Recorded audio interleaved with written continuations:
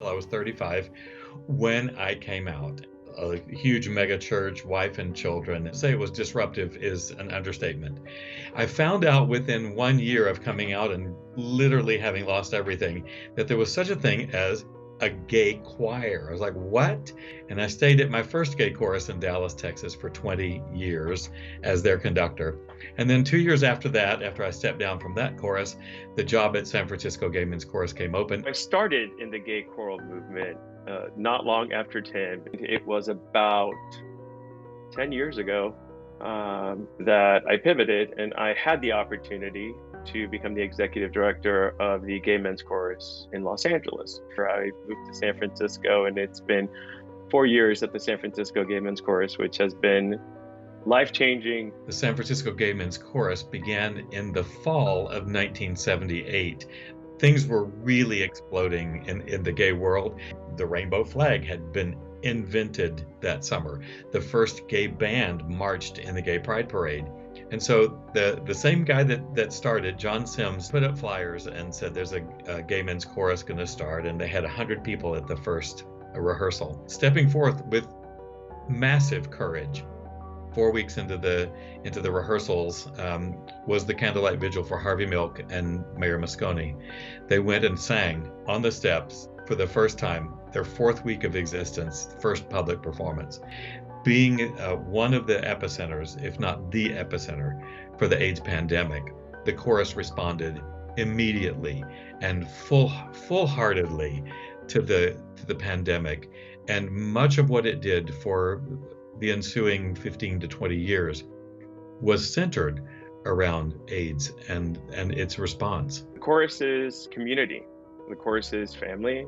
It's a tribe. When you come out and you're rejected by either your family or your friends or an entire community, and you have nowhere to be, and need a brotherhood, that's what the chorus is.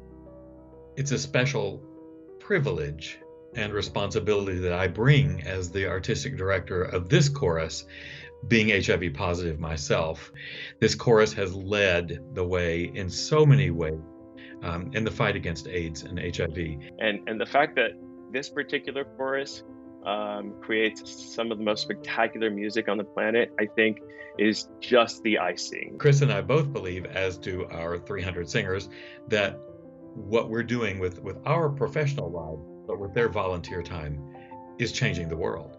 Back in October of 2010, we all may recall there were a rash of LGBTQ suicides. I think It's Better Project. It was a series of videos that were individuals sharing experiences of how life gets better.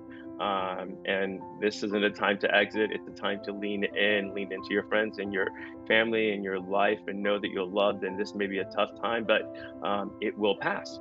So we reached out to the It Gets Better Project and asked if they'd be interested in creating, a musical around it. I, and then along with Chris, worked on developing our own artists portal, our beautiful, beautiful circle at the National AIDS Memorial Grove. The tradition is that you go up and you say a name of someone you've lost and ring the chime, and the reverberation of that name will go out across the world in memory of those people.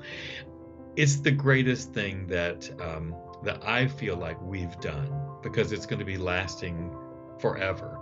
And another legacy that Tim and I and the entire San Francisco Gay Men's Chorus will leave behind is the country's first national LGBTQ Center for the Arts. We will bring in LGBTQ artists from around the world, really, where they can showcase their art. I had a friend who's an activist who said, we've marched, we've printed pamphlets, we've sent emails, we've done all these things. I think it's time to sing. Please give it up one last time for the San Francisco Gay Men's Chorus.